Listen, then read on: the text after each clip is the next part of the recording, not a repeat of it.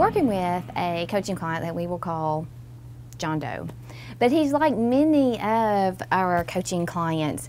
Maybe they've been in sales for a very long time and their sales have kind of plateaued, or maybe they just kind of lost their mojo and they haven't had it back for a while, and maybe they're contemplating, well, maybe I should change companies or maybe I should change careers, try something new. But what was exciting is, if you really look at it, you can find the excitement for what you do again right where you are. Through working with this coach, John went through a series of steps to figure out what was really keeping him from taking action now. The first thing that he worked on with his coach is finding his why. What did he really, really want? Because at this point in his career, he was making pretty good money. He had, you know, the lifestyle that he always wanted. So they had to really dig for what did he really, really want? If he did what it took to increase his income, what would he want that for?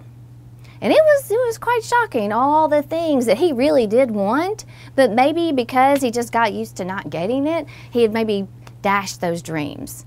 He had a vision of traveling Europe for 2 or 3 weeks at a time, and he decided long ago, with, you know, marriage and raising kids and kids in college, that wasn't possible. But you know what? When he really decided that's what he wanted, and able to figure out with his coach how to get it, everything that he wanted was possible. So that was the first step, figuring out what he really wanted.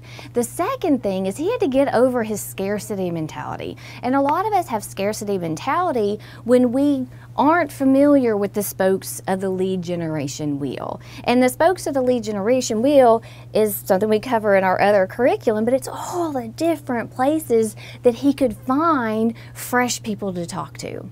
And so if we don't have a lot of people to talk to, it makes it kind of hard to move. It makes it hard to pick up the phone because we have such pressure to make these 1 or 2 people work for us. And if it doesn't, but when he really thought about it, when he really looked at all the places he could source potential prospects, he was able to really get moving because he figured out there was a lot more people to call than he had time in the day to do. The third thing that John learned about himself is he kind of had a fear of failure. He had some parents growing up that were, you know, kind of critical of him. They really didn't allow for mistakes and everything had to be perfect. And so he carried that into his adult life.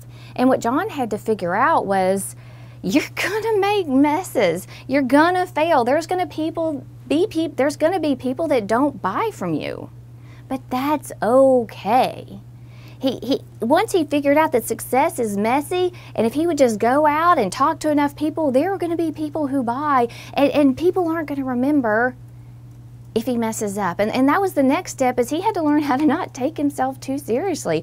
We take ourselves so seriously. Just recently, I called this sales manager that I had called on last year, and we had quite the lengthy conversation, and he wasn't the nicest person in the world. And I even went to an event that he was going to be at that night just so I could meet him in person, because sometimes when people give me a hard time, I like to, you know, really try to win them over, but that didn't work. Well, a year later, I'm referred back to him. And so I'm like, yeah, sure, I'll call him. I was a little anxious about calling him because we had had this, you know, not so great conversation last year where he was very clear. But surprise, surprise, he barely remembered me. He was like, yeah, I think I remember your name. We may have talked a while back, but what was that about? I mean, oh, really? I knew fully what we had talked about, and he didn't remember. And that's the same with your prospects. So John had to learn to not take himself too seriously, because if he messed up, hey, there'll be other times to catch up with those people. The fifth and final thing that John learned is he had to get back to his passion for his product. So often we sell a product that we love. That's what attracted us to selling this product, because it really makes a difference in people's lives, and it really makes great changes. But then we just kind of get familiar. Like it's all too common that we, save people a ton of money or we make these big changes in their lives. And so every single day, John started reading testimonial letters from clients of what a difference owning his product made in their life. And every day he had to get re-energized and re-excited as if he was a rookie about what he was selling. So John, to get unstuck, to take action now, he figured out what he really wanted. He figured out he needed to not have a scarcity mindset, not take himself too seriously, and he had to get passionate about his product every single day. And let me tell you about John. He more than doubled his production within 6 months of starting coaching. Now that's the kind of results I think all of us would like. So hey, those are the 4 steps to follow. Go ahead and try them, and I will be cheering for you with great success.